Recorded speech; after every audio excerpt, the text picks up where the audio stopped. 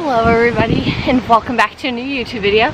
I'm currently out on a run, and in today's video we're talking about my 5 tips for being healthy and fit during this school year. Or yeah, I explained this earlier, so let's rewind back to then and I'll keep going on my run. Hello my lovely friends. Okay, so I wanted to talk about something today. We're doing a chatty kind of video, and that is I want to talk about my tips on how to stay active while in school. I know it's kind of hard, and a lot of people, it's quite tricky sometimes to still stay in like an active lifestyle. Maybe if you haven't had one, or you had one before, and now that you've moved away to college, you feel like you're really busy, and you have so many things to do, and just get so stressed, and then you just like stop working out altogether, and then you feel all blobby and really gross. Or maybe you just want to start a healthy, active lifestyle. So that is what we're going to talk about, because I'm actually about to head out for a run. It is a time that I don't know. It is almost 6 o'clock, and it is Thursday. And normally on Thursdays, if I wasn't away at school, I have my running group that some of you may know if you don't already. I used to be part of a running group called Team Unbreakable, where just a bunch of people come together, we run for an hour, some discussions about certain things like maybe mental health or something like that. And also, total side note, today is October 11th and it's International Girls' Day. So shout out to all my girls out there. Back to what I was saying. So on Thursdays I would go running, so every Tuesday and Thursday, and I was like getting really into my running game, and I don't remember if I mentioned this. I don't think I did. But I'm actually next year in March, at the end of March I think, there's this race back home in Hamilton called the Round the Bay, and it's basically 30 kilometers, and I think I really want to do it, but that means I gotta build up my running. And yeah, it's currently like 12 degrees outside. It is freezing. It was like 25 this morning. Now it's 12 and it's just cold. I'm rambling. We're gonna get some gloves on because it's cold as hell. I have a podcast I'm gonna listen to and some other music that from the movie Begin Again. I saw it on Netflix. Definitely recommend it. It's a good one. It has Adam Levine, Mark Ruffalo, Keira Knightley, James Corden. It's a good time. I definitely recommend you guys go watch it. But let's put these what are they called? Gloves. Put these gloves on. We'll stretch, limber up, and then we will be off on our run. And along the run, I shall give you my top 5 tips for staying healthy and fit this school year, and maybe in the future or whatever time. But this is what I'm going to be doing to try to get back into the running game, specifically if I'm going to be running a race that is 30 kilometers. Not quite a full marathon, not quite a half marathon. It's kind of in between. It's far and it's only in a couple months, so we better get going.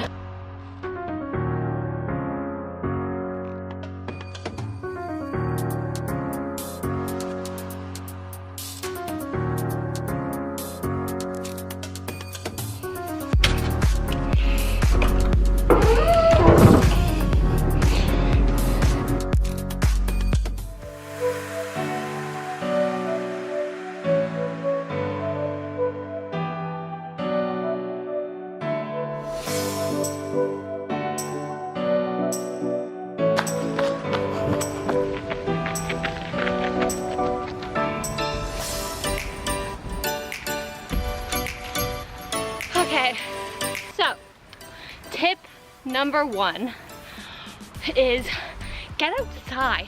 Like, if you have a trail like this on your campus, go outside for walks. It really helps like to clear your mindset. Like, I find that when I'm in like a creative rut, or like I just feel really mind blocked and I can't think anything through, or I can't solve that problem or something like that, or if I'm just feeling really overwhelmed and stressed, just coming outside and being in nature is so calming and so relaxing. Like, go for a stroll, listen to some music, or even just listen to like the sound of nature. That's where it's quiet. Yeah, you hear like the sound of the trees, and I have like, there's a creek here. There's like a creek here that you have, so the lovely sound of water, the crunching of the leaves. All those things are very calming and very relaxing for people. And I personally find that I always feel more like level-headed and clear-minded if I go out into nature and I just kind of like walk around, or just even just sit outside for like 20 minutes. So like if you just take maybe like 15 to 20 minutes out of your day or out of your schedule to just make time to be outdoors and to be outside, trust me, it will help in the long run. Tip number 2 is go for runs, like go running. Even if you're not a runner, I promise you that if you just go for little runs outside or brisk walks if you can't run, don't force yourself. It actually is like, there's studies that show that running helps relieve stress hormones and makes you feel good. Last year, if you watched any of my Vlogmas videos, you would have known that I was really tired and stressed a lot because of school and work and balancing with YouTube. That it was really stressful and overwhelming, but like running honestly was my savior. My mom would always tell me, like, whenever I got really overwhelmed over an assignment or how much editing I needed to do, she was like, Granted, go for like 20-minute power run or go to the gym or something like that, but you will feel better. So basically, if I were to combine it together, I'd say go running or workout. You feel so much better. You just feel like your life is in control again, because it's something you can control, and it just brings you back into focus and pulls you back into a good mind space.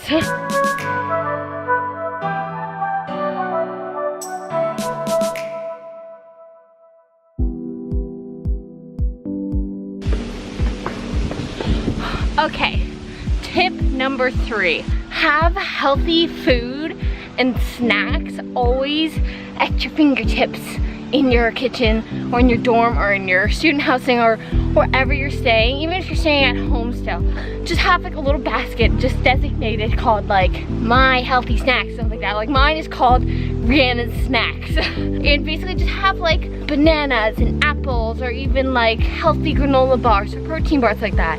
I have like a bunch of like Cliff bars kind of in there, just so they're easy to grab as a snack to take with me to class if I know I won't have time to eat something. So that way I'm not spending more money on the restaurants and things that are on campus, but I'm also making sure that I'm getting food that is still good for my body and nurturing for everything, my brain, my soul, my just whole life. So have healthy snacks. And I know it sounds like you always hear people saying that eating healthy is so expensive. It's really not. You just gotta make sure you're looking for the deals, check those flyers, and that you're really just like budgeting things, but it's not actually as hard as people think to eat healthy. It's just like really managing it, or like even meal prepping and buying things in bulk and then just cooking a lot of it or freezing it and making sure you have like leftovers and things like that. But you just gotta get creative.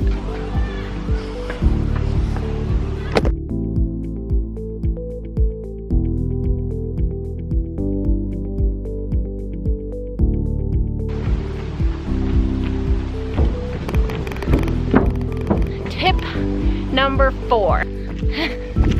Find some friends though to do outdoor activities with you, like go hiking, go on walks, go on runs, go to the gym, go grocery shopping, to buy healthy food.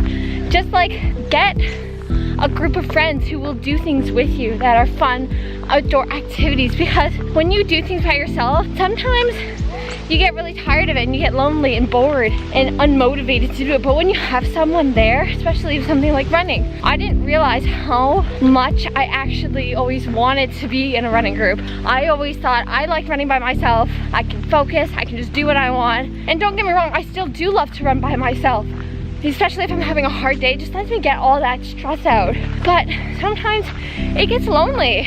And when you have a group of friends who are there encouraging you and motivating you to keep pushing harder, you become almost addicted to that feeling, that that good feeling, that adrenaline you get when you're with those people. And I know that's really scary or easier said than done, but it is worth it. So that is tip number 4.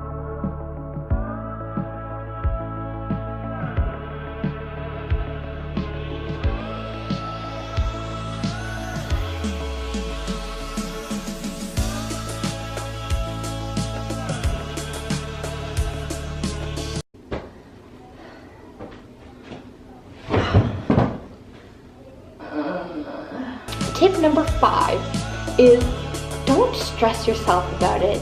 Just don't overwork it. If we start pushing ourselves too hard right off the bat, right from the beginning, we're gonna burn out, and then you're just not gonna want to do it anymore. And I've done that so many times. Like, I'm literally notorious for overdoing it and then either burning myself out, injuring myself somehow, either short term or long term, or just making myself feel like I'm going to throw up.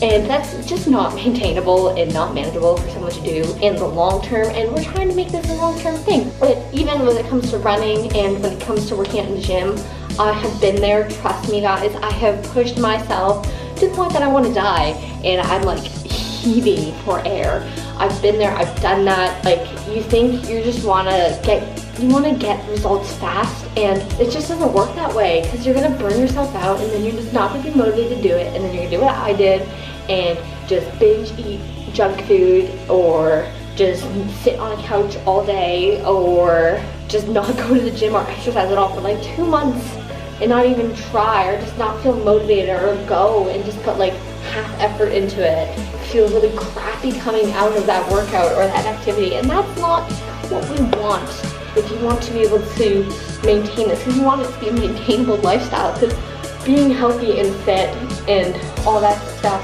it really is a lifestyle, and you're gonna have to learn to take like a balance between like social and work and hobbies and working out and health and fitness. There's a fine line, so have fun with it. Don't push yourself too hard. Don't overdo it, even though it feels like it seems like a good idea at the time. It really isn't. Just take your time, because you know what happened in the story with the turtle and the hare. The tortoise won the race because he took his time. We will all be tortoises together. We will finish the race as one big tortoise community. We are all tortoises.